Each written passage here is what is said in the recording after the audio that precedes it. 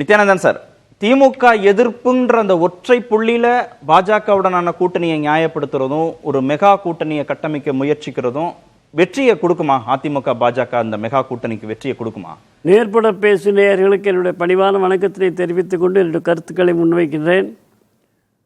எடப்பாடி அவர்களுக்கு பாஜகவுடன் சேர்ந்ததுக்கான காரணம் என்ன, ஏன் இப்படி ஒரு மாற்றம் என்று சொல்லக்கூடிய ஒரு இக்கட்டான ஒரு சூழ்நிலை இருந்தது கிடையாது, இல்லை. ஆனால் சொல்லியிருக்காங்களே அப்படி கிடையாது, அப்படி ஒரு தேவையே கிடையாது. ஆனால் அவருடைய கடமையை கருதி நான் இப்படி ஏற்கனவே சொல்லியிருக்கிறேன். ஆனால் இன்றைக்கு எதற்காக ஒன்றுபடுகிறேன் என்பதற்காக அதை சொல்லியிருக்கிறார். அதை நம்ம புரிஞ்சுக்கணும். இதில் நம்ம அது எப்போதுமே இருக்கிற புள்ளி தானே. திமுகவை ஆட்சி பொறுப்புல இருந்து அகற்றணுங்கிறது ஒற்றை புள்ளியில தானே 50 ஆண்டுகள் அதிமுக அரசியல சுழலுது. அதுல வேற ஏதாவது மாற்று கொள்கை இருக்க போதாங்க? எப்படின்னா, ஒரு ஆட்சி நடைபெறுகிறது, எதிர்கட்சி அந்த ஆட்சி கவிழ்க்கப்பட்டு நாம் வர வேண்டும் என்று நினைப்பது என்பது ஜனநாயகத்திலே ஒரு பண்பாக கருதப்படுகிறது.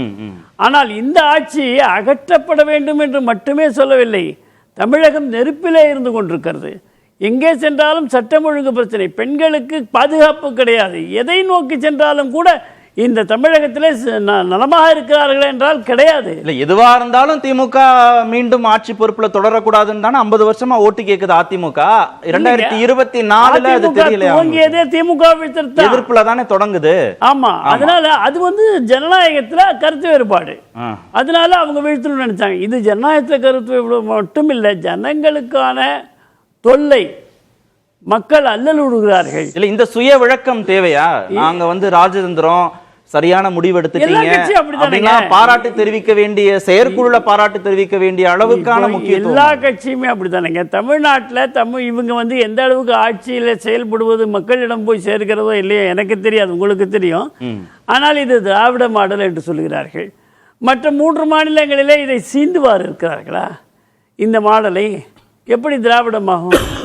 அதனால் ஏதாவது ஒன்று பேசி நம்ம ஒரு சொல்ல வச்சுட்டு நாம் பேச முடியாது. அது திராவிட முன்னேற்ற கழகம், அதனால் திராவிட மாடல் சொல்கிறாங்க, அவ்வளோதான்.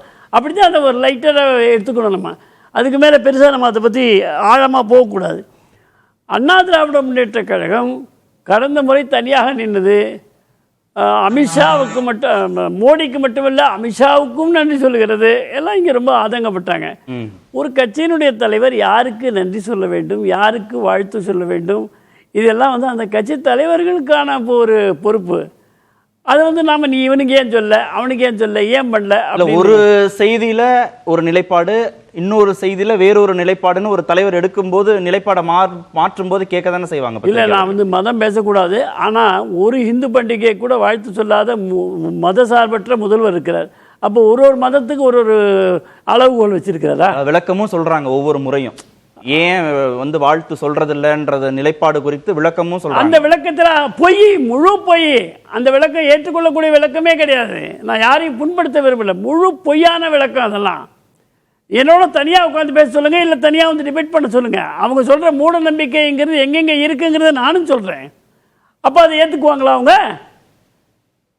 எப்படி அது எதுக்காக சொல்றேன்னா, ஒரு தலைவர் எந்த மதத்துக்கு வாழ்த்து சொல்லணும்னு நினைக்கிறாரோ அவர் சொல்லிட்டு போட்டோம். சில பேர் கேட்க தான் செய்வாங்க, அதை பற்றி அவர் பொருட்படுத்தலை, வேண்டாம், பொருட்படுத்த வேண்டாம். இப்போ இந்த நம்முடைய தலைப்புக்கு வருவோம். மோடி அவர்கள், யாரெல்லாம் மோடி அவர்களை ஏற்றுக்கொள்கிறார்களோ அவர்களெல்லாம் தேசிய ஜனநாயக கூட்டணியிலே ஆதரித்து வர வேண்டும் என்று 3 முறை தேர்தலில் இருக்கிறார்கள்.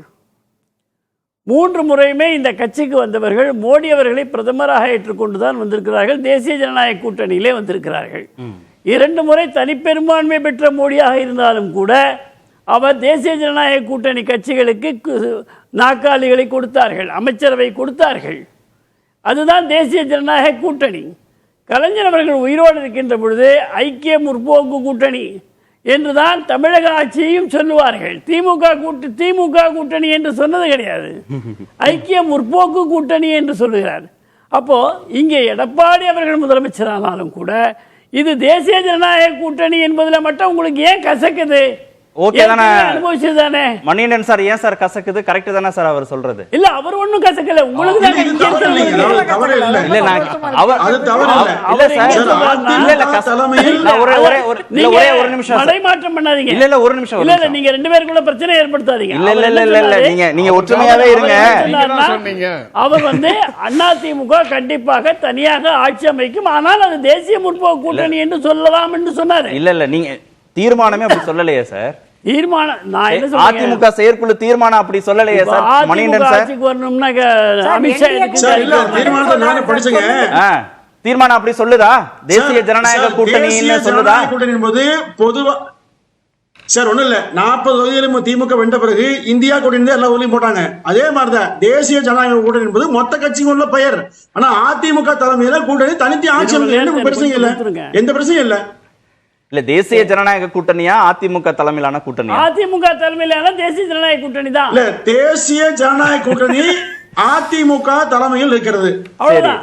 அதிமுக மட்டுமே கூட அதிமுக தலைமையிலான தேசிய ஜனநாயக கூட்டணி கரெக்ட் தானே சார்? அதிமுக உறுப்பினர்கள் மட்டுமே கூட அது உண்மைதானே? அதான் சரி. புரியுதுங்களா? சரி தவறு இல்ல. இரட்டை வேடம் போடுகிறார்கள் அதிமுக, நீங்க சொல்றீங்க, அதை ஏற்றுக்கொள்ளவே முடியாத குற்றச்சாட்டு. கச்சத்தீவை கொடுக்கின்ற பொழுது கேட்கின்ற நிலையில இருந்தவர் கருணாநிதி அவர்கள். அதற்கு பின்னால் 20 ஆண்டுகள் 17 ஆண்டுகள் நடுவண் ஆட்சியிலே இருந்தவர்கள் அந்த கட்சி. ஒரு முறை கூட கச்சத்தீவை மீட்பதை பற்றி சொல்லவில்லை. ஆனால் ஜெயலலிதா அம்மையார் சட்டமன்றத்திலேயே கச்சத்தீவை பற்றி சொல்லி உங்களுக்கு என்ன தகுதி இருக்கிறது பேசுவதற்கு என்று கூட கேட்டதை நாம் கேட்டோம். வழக்கு போட்டவர் என்று சொன்னால் ஜனநாயக கிருஷ்ணமூர்த்தி தான் முதல்ல தமிழ்நாட்டில் வழக்கு போட்டது. பாராளுமன்றத்தில் பேசியது யாருன்னு கேட்டால் வாஜ்பாய் அவர்கள் தான் முதல்ல பேசியது. இந்த தேர்தலில் இதெல்லாம் தான் வெற்றியை தீர்மானிக்கக்கூடிய பேசப்பட்ட பொருளுக்காக சொல்றேன். இப்படிப்பட்ட ஒரு விஷயத்துல திராவிட முன்னேற்ற கழகம் குற்றவாளி கூண்டிலே இருந்து கொண்டு மற்றவர்களை குற்றவாளி என்று சொல்வது என்ன நியாயம்? கச்சத்தீவில் இவர்கள் என்ன செய்தார்கள் அது வேணும்ல. இப்ப திடீர்னு கச்சத்தீவன் கேட்கிற நீட்டு, அந்த ரகசியம் எங்களுக்கு தெரியும், ஒற்றை கையெழுத்து போதும் சொன்னாங்களா இல்லையா? 1 கோடி கையெழுத்து போட்டும் கூட உங்க ரகசியம் வெளியே வரலையாப்பா? சரி பேசும். என்ன அர்த்தம்? பேசும். நீங்க